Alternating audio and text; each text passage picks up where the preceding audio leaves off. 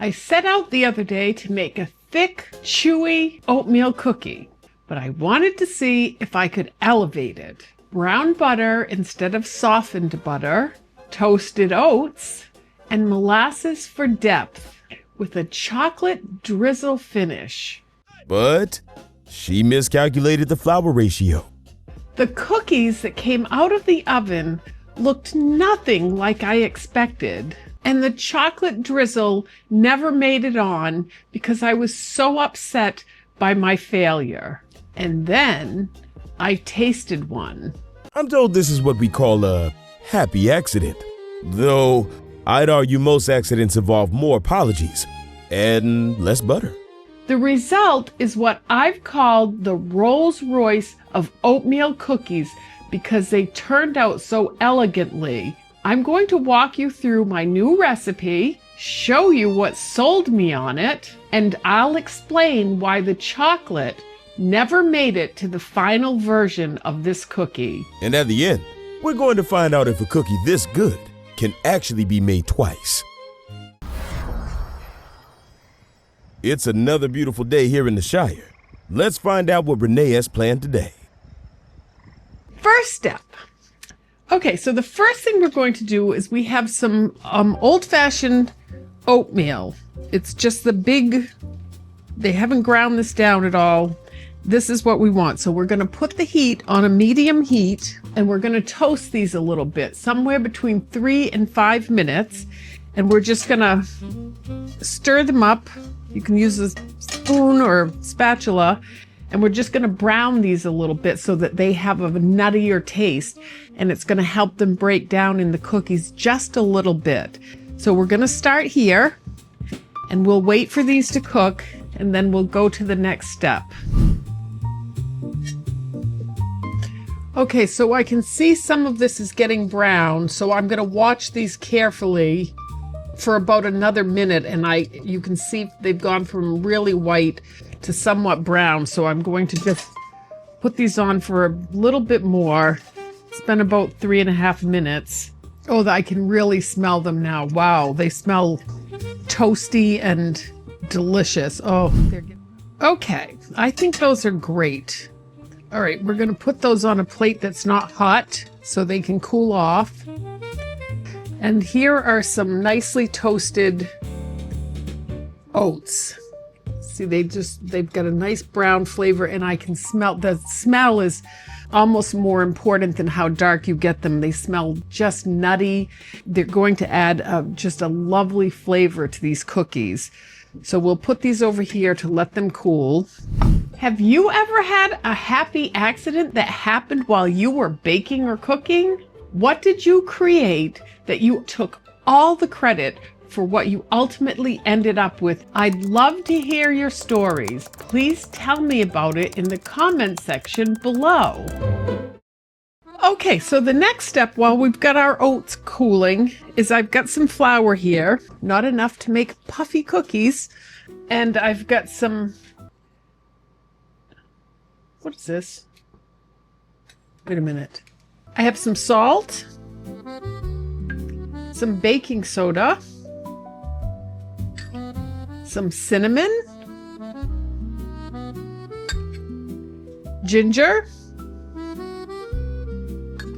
and a little bit of nutmeg.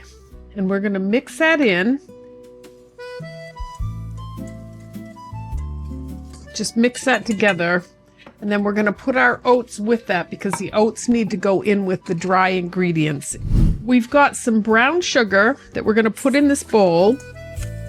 And it's dark brown sugar. Once again, we're looking for a really rich, elegant taste here. And so I want the dark brown sugar. If you have only light, that's okay.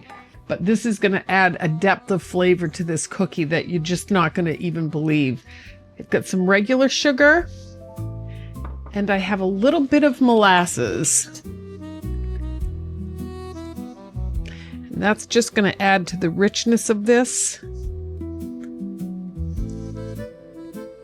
Everything we're doing today is building a very rich, yummy deliciousness. And we've got some vanilla. Okay, we have 2 eggs here. we're going to break this in here, and then we have 1 egg and 1 egg yolk.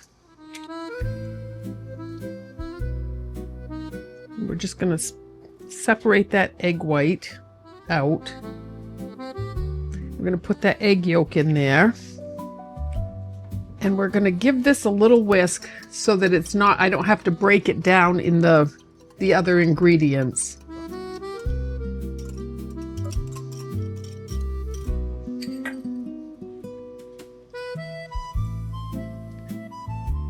Okay, and we're going to mix this up.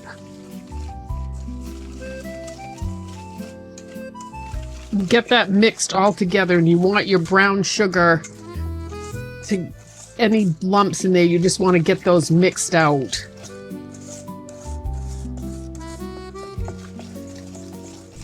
And see how that's changing color? That's what we want to have happen. We're just going to mix.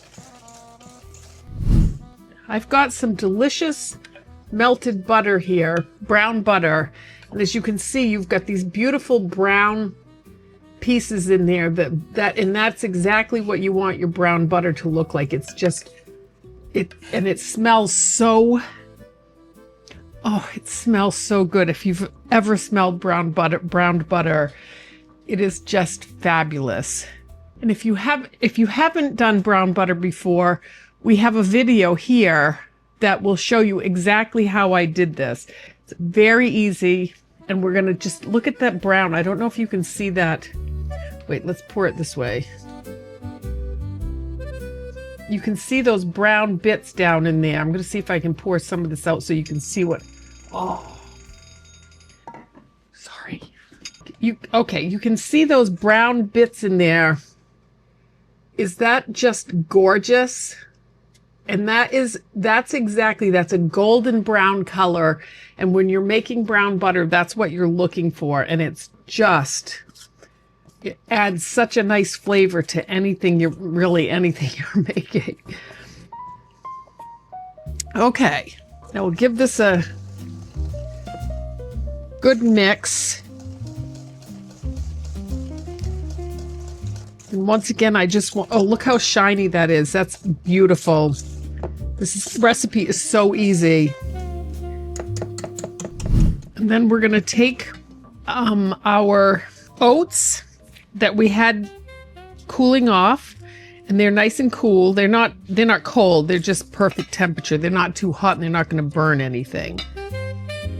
They just need to be warm. And we're going to mix those in with the dry ingredients. And then what we're going to do is we're going to take our dry ingredients and we're going to stir them into this cookie batter. And you don't have to fold this, you can just stir it. We're just trying to get this mixed up. I wish you could smell this. It just smells heavenly. Okay, once you see all of that oatmeal mixed in evenly, which it looks pretty good, see how that's all pretty evenly, you are basically done with this recipe. And what we're going to do is cover it, and we're going to put it in the refrigerator. You can leave it in the refrigerator overnight if you want to make these ahead, and it just gets better and better the longer you wait. Okay, so we're going to cover this with some plastic wrap, and then we're going to put this in the refrigerator. Close my doors.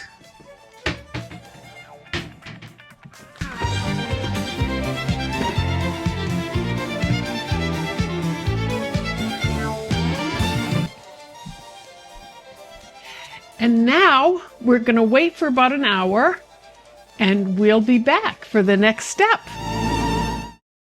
Okay, it's been about an hour, and I'm going to get the cookies out of the refrigerator, and we will move forward.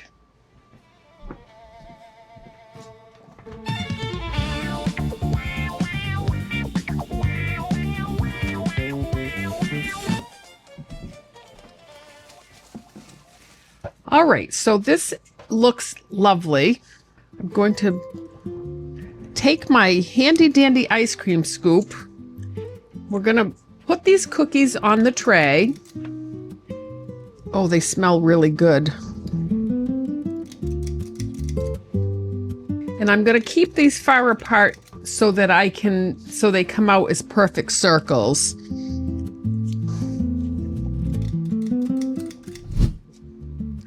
You can pick these up and roll them if you want to. I find it makes no difference, so I just put them in like this. And I'm putting them into a 350-degree oven, and they're going to stay in there for somewhere between 10 and 12 minutes. And I find that somewhere between 10 and 11 in my oven works perfectly.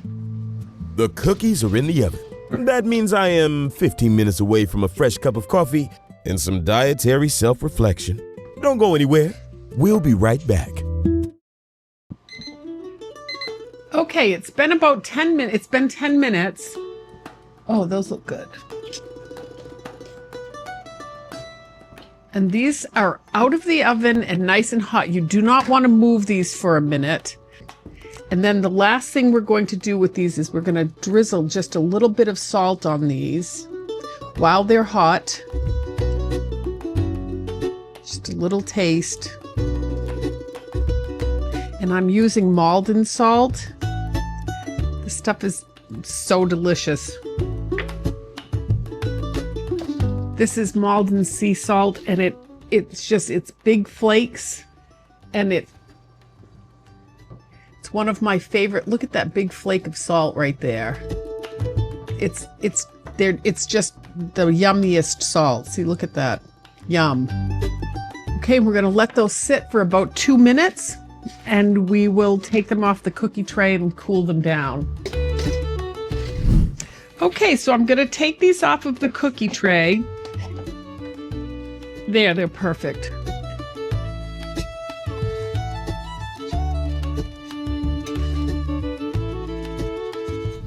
Okay, so the cookies are done and they look absolutely perfect. So this is like a lacy kind of edge and this is why I did not go back and try to reconstruct the cookie I originally started with. This edge is crunchy, this middle is soft, and the bottom of it is absolutely perfect. They are so perfect. And when you bite into this, I just can't even tell you. It goes crunch and then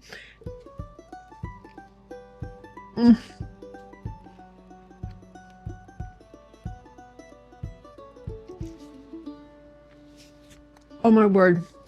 That little salt on the top. It's just the most elegant tasting, lightly spiced, and melt in your mouth. It is just, these are addictive. It's like Lay's potato chips. I'm not kidding you. So the inside of this, look at it. It's just light. It melts in your mouth. It is absolutely the most wonderful thing in a cookie ever. Oh my word, it's just delicious.